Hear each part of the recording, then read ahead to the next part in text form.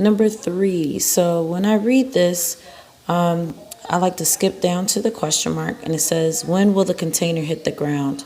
So something's happening where on our graph there's something that's going down, right? And it wants to know, when does it hit the ground, i.e. the 0. Okay? So in order to find the 0 when it hits the ground, we need to factor. And when we factor, we need to set it equal to 0. We need our leading coefficient to be positive.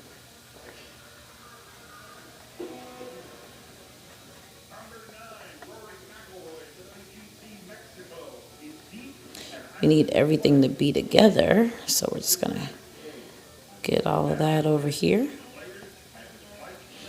And then we're going to factor. Well, I notice I don't have a b term, so this is a difference of 2 squares.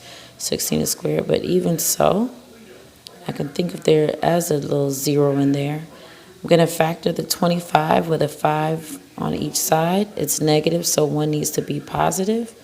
One needs to be negative. And then I need to factor 16 squared, t squared with a 4t and a 4t. Set each of those equal to 0. And then solve for t.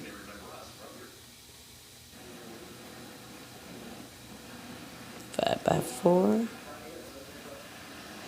T equals 5/2.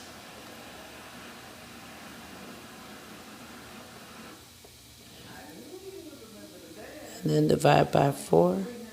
And this is negative, so that can't be the answer because you can't have negative time. And so since t equals 5/4, it's when the height will be 0. So you notice h is representing the height.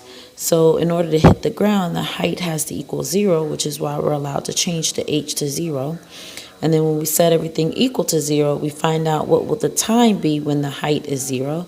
The time will be 5/4 and negative 5/4. Well, negative 5/4 is useless because there's no negative time. So time equals 5/4, or if I change that into a decimal, 1.25.